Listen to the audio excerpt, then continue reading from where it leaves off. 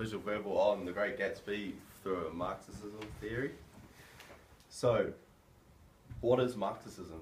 Well, it is the political and economical theory of created by Karl Marx and Friedrich Engels, which was later developed to form communism.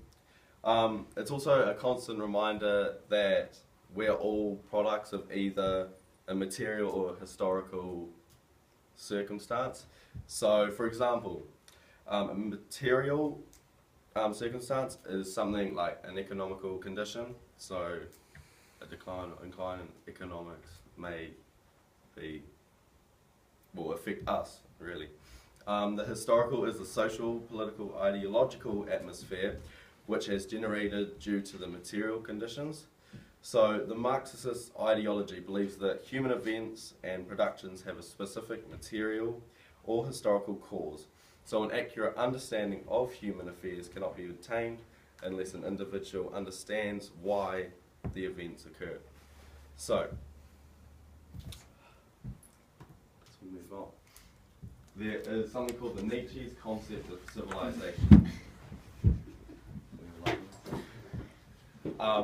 It consists of 3 castes. The first caste comprises of the superior intelligence. So who do you think that would be? He's right up there. Yeah. The triangle? So like Barack Obama. the dog. Donald Trump. Donald Trump. Yep. So those are like, to name a few, the real That can be high guys. Yep. Then there's the second caste, which is the guardians keepers, and they keep order in the status quo. So that's just like, So is that like the middle income? yeah. So they kind of keep the rich up there and the poor down here, So and they just stay where they are. They're just keeping it like all they were trying normal. to achieve that first. Exactly, but for them trying to achieve it is also stopping the poor from getting out of where they are. And then the third caste, which is the mediocre. So you could also class the middle class as being just the average, and also the poor, well, they are below average, but they're still nothing great. So who do you think, like which caste do you think Gatsby would be in? First.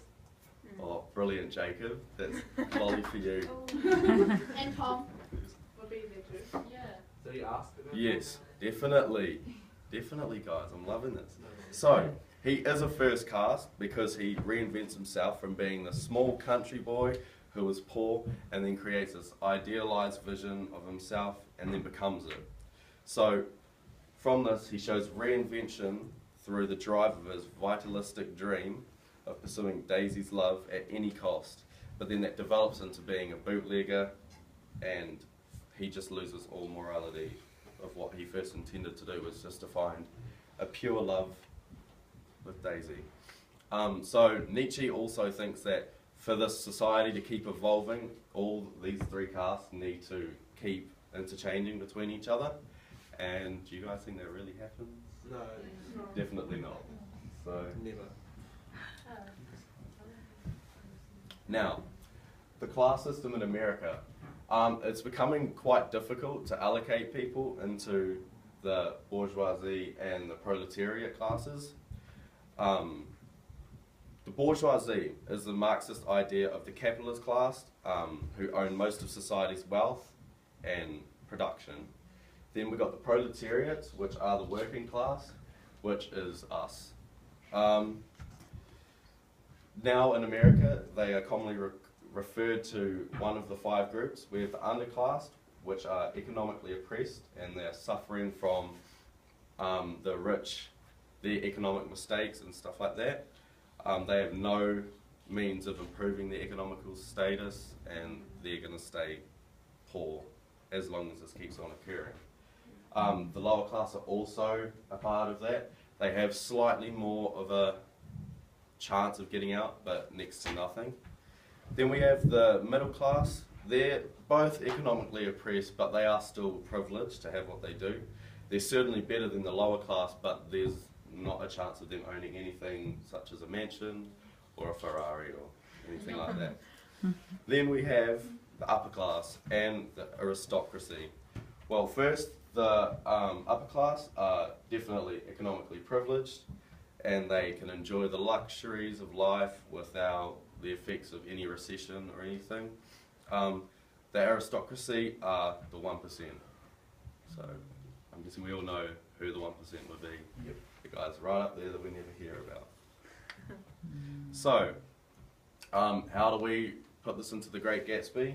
Well, if I look through the Great Gatsby in this reading, I can see that first of all it is taking place in the booming 1920 America, and the society are thriving off this idea that they can get rich quick. Now, they're all chasing the American dream at full pace. Unfortunately, they're becoming too confident with the abundance of stock and products and everything that they're getting. And this is also seen by Gatsby's guests in his parties, as you see he holds all these different parties with lots of alcohol and everything. And then they all just come in and use it up and then go back into wherever they came from. They're relishing in the nation